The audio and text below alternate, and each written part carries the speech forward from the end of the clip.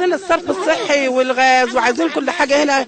هنا منافع مش كتيره. العزبه هنا ضايعه من كل حاجه، ولا هنا نور ولا هنا اي حاجه. عايزين الصرف الصحي وعايزين الغاز. هنا الناس غلابه مساكين، هنا ناس مساكين قوي، وعايزين يعني شوف السيد المحافظ والرئيس عاملين كتير قوي، بس وراه اللي بيهدوه ربنا يهدوهم، ربنا ياخدهم.